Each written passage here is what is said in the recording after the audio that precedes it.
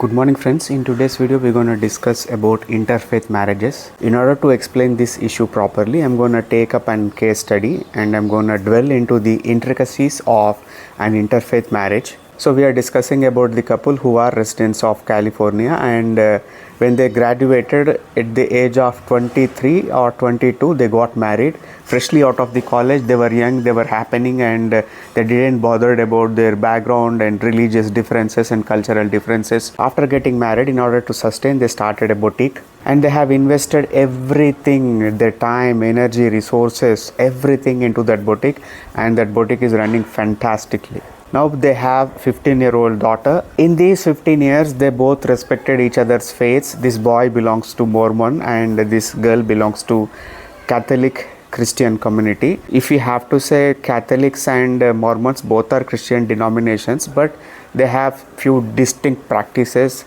Most of the Catholics might not incline to get married into this Mormon community. So till 15 years they have sustained their marriage very well, that they never bothered about the intricate issues of interfaith. They both respected each other's religious beliefs. So in these 15 years, both the families tried to convert each other into their own point of view and ideology, but they were not interested in that and they were not considering that option. They were both minding their own faiths and they were happy to be like that. But when it comes to existential crisis, when you are thinking about the mortality, so after my death, what's going to happen? So when you consider the options of hell and heaven, and you might be reconsidering your own decisions of the past. So this person's wife was very adamant and stuck with her guns and stated that she wants to see her daughter baptized and get the salvation, and doesn't want to see my daughter rotting in hell. So that's the reason I'm asking, this is a small favor, why can't you do it? So after this altercation, both the parties and both the extended families got together and entered into the conflict. So at the end of the discussions, they thought and they came to conclusion that this marriage is never going to work and it is better to get separated. So they got into court and started the divorce proceedings, and the court has recommended to go for the mediation. So they taken help of an private entity and a private company which deals with such stuff. So we started dig deeping into the conflict, and we were asking very intricate questions, that what was the starting point of the conflict. So one fine thing that came out of the conversations, that wife was not allowed to have tea or coffee during the marriage. In all these 15 years, she haven't got the opportunity to sip a coffee or tea, because according to the Mormons, or according to this guy's family tradition, they were not allowed to have coffee or tea. So that she was afraid that her daughter also might go through the same similar sort of fate, and she doesn't want to happen that to her little child. So that's the reason she wanted to take her into the baptism, take her into the Catholic community, and she wanted to see that she's going to get married to somebody who belongs to Catholic background, so that she could enjoy the wine, she could enjoy the tea and coffees and simple funs, simple happinesses of life. When we revealed this point to the girl's husband, so he was very startled, and he said that's a simple thing, why she is making a big point out of it.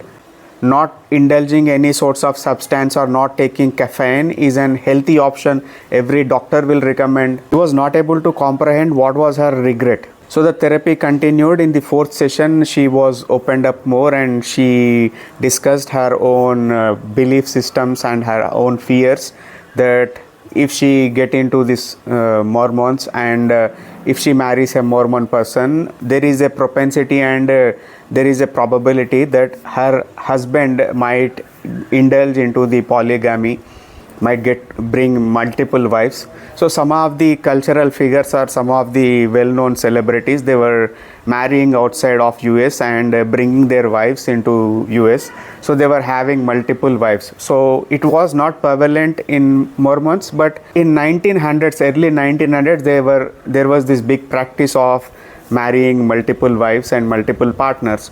So some of them, people who are fundamental Mormons, they still practice by hiding their wives as relatives or house helps. They will marry outside of US and they will bring them into the US and they will maintain that marriage very secret. So she was afraid that one day her husband is very nice guy, but what if her daughter's husband turns out to be a jack? So that was very genuine concern, and we shared this belief system with her husband. When you are young, when you are top of the game, you will not consider about the petty issues like not looking at the other person's faith or skin color or race or educational background. You will be going with the flow. As you gather and experience life experiences, you will consider that okay, along with the other partner, we need to have surrounding support system like family, extended family, community support, and religious beliefs, ideological belief systems, traditions, cultures. These are all come into play. So on that point, they will start rethinking about their decisions, what they have done, what they have taken. So my suggestion would be, if you really want to get into an interfaith marriage, it's up to you, it's your own decision, good luck. But one need to think and reconsider and have proper discussion prior to marriage, that what sorts of religious practices that are going to take place in the home. So you need to ask the proper question whether you are going to allow my religious practice unhindered and without any compromise or without any your interference or without imposing your faith onto me. Are you going to allow it? Are you comfortable me practicing my own thing and you practicing your own thing? That's the most important thing that you need to ask.